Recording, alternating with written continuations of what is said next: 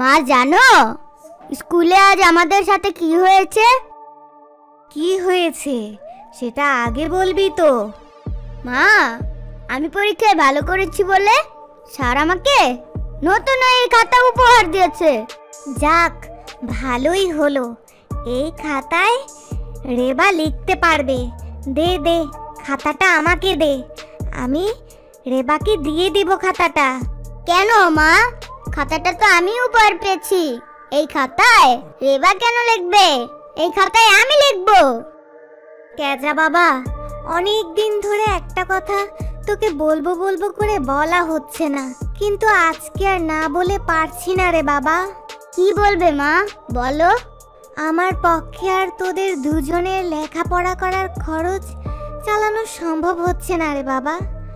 কারণ তুই যত বড় ক্লাসে উঠছিস, তোর বই খাতার খরচও তত বাড়ছে। তাই আমি সিদ্ধান্ত নিয়েছি তোকে আর পড়াবো না। মা, আমি প্রয়োজনে অন্যদের পুরনো বই খাতা দিয়ে পড়াশোনা করব, তবুও তুমি আমার পড়াশোনা বন্ধ করো না। পুরনো বই কিনতেও তো টাকা লাগে। ওই টাকা দিয়ে রেবাকে অন্তত একটা নতুন জামা কিনে দেওয়া যাবে। মেয়েটা বড় হচ্ছে, ও পুরনো কাপড় যদি স্কুলে পড়ে যায়, ওর বন্ধুরা ওকে খোঁচা মেরে কথা বলে, বুঝলি? ঠিক আছে, করবো না আমি পড়াশোনা। তুমি তোমার মেয়েকে নিয়েই থাকো, আমি চললাম। কেজা বাবা, কোথায় যাচ্ছিস তুই? শোন, ফিরে আয় বাবা, ফিরে আয়। মায়ের কষ্টটা তো একটু বোঝ বাবা। আয়, ফিরে আয়। যাস না কোথাও বাবা, যাস না। না না, ফিরবো না। এই বাড়িতে আমার কোনো কথার দাম নেই। যদি বাবা বেঁচে থাকতো তাহলে আজ আমাকে এই দিন দেখতে হতো না।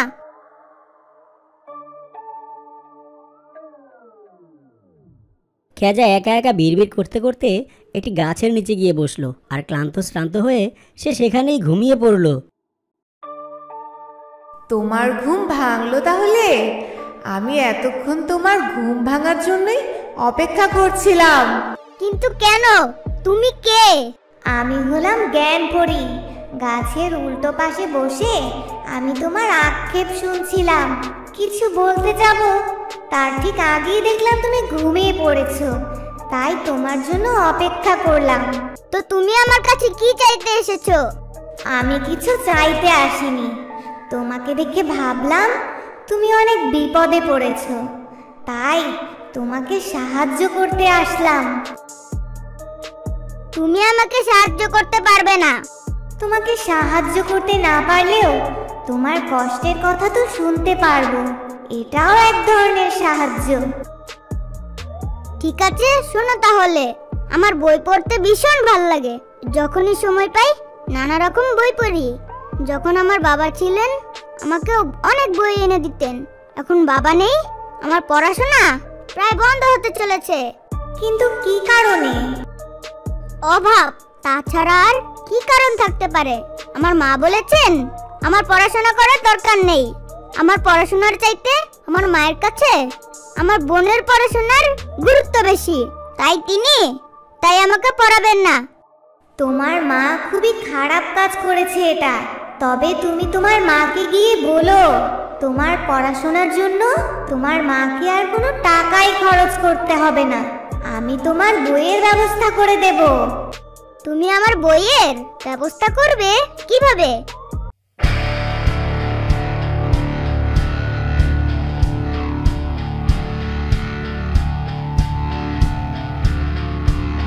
এই নাও, এই বইটা ধরো। এ কেমন বই?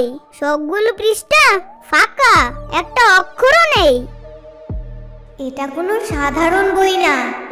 এই বইটাকে তুমি এক জায়গায় পুঁতে রাখবে। তারপরে তোমার যে বই লাগবে তুমি শুধু সেই বইটা চাইবে। পরের দিন দেখবে সেখানে একটা গাছ হয়ে সেই বইটা হয়ে রয়েছে। তুমি সত্যি বলছো? পুরো অবাক কাণ্ড দেখি। তবে একটা শর্ত আছে। এটা যেহেতু কোনো সাধারণ গাছ নয়, তাই অন্য সাধারণ গাছের মতো সূর্যের আলোতে এটা বড় হবে না। এর বড় হওয়ার জন্য প্রতিদিন ওকে নতুন নতুন গল্প শোনাতে হবে। যদি কখনো গল্প শোনানো বন্ধ করে দাও, তাহলে ধীরে ধীরে গাছটি নেতিয়ে পড়ে মারা যাবে। তুমি একদম চিন্তা করো না, আমি ওকে প্রতিদিন গল্প শোনাবো। আমি কিছুতেই ওকে মারা যেতে দেব না। এখন তুমি আমাকে বইটি দেবে? হ্যাঁ, বইটি তোমাকে দেব। এই বইটি আমাদের পরীদের কাছে অনেক মূল্যবান।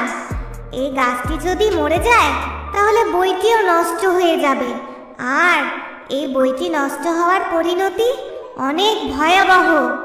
তারপরও কি তুমি এই বইটি নিতে চাও? বলো। হ্যাঁ, আমি রাজি।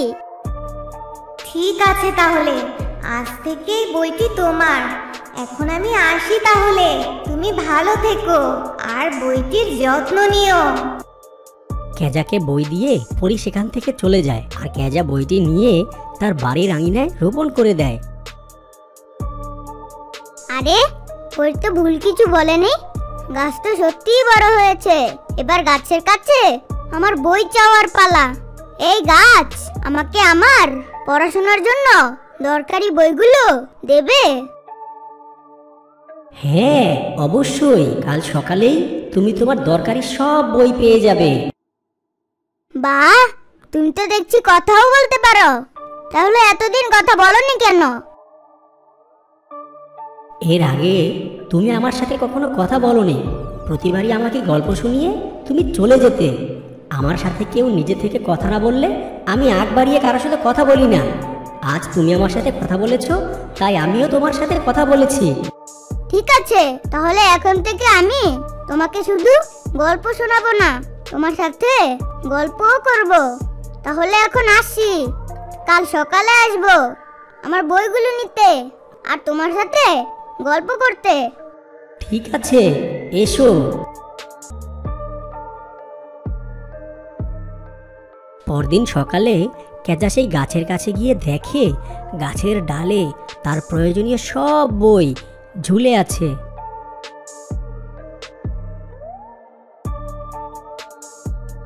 আরে, আমি তো কাল বলতে ভুলেই গিয়েছিলাম আমার কি কি বই লাগবে। কিন্তু তুমি তো দেখছি সব বই ঠিক ঠিক দিয়ে দিয়েছো। এটা কিভাবে পারলে?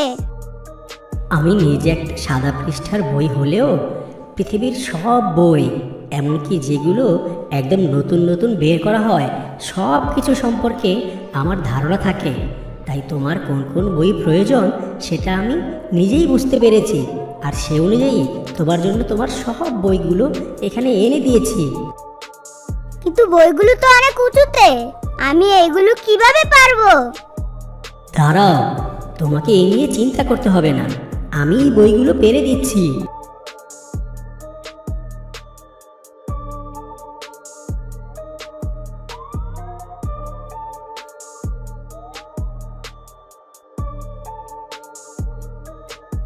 ধন্যবাদ বই গাছ, আজ তাহলে আসি। কি রে ক্যাজা, তুই এখানে কার সাথে কথা বলছিস?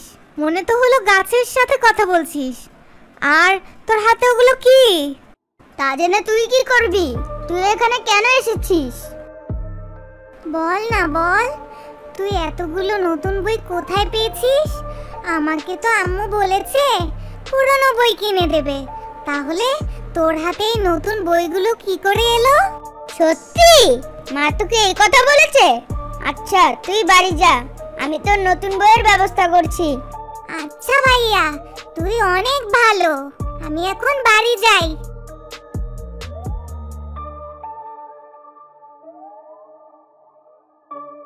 আমি বুঝতে পেরেছি তুমি কি বলবে। তুমি একদম চিন্তা করো না, তুমি বাড়ি চলে যাও। কাল সকালেই তুমি তোমার বোনের জন্য নতুন বই পেয়ে যাবে।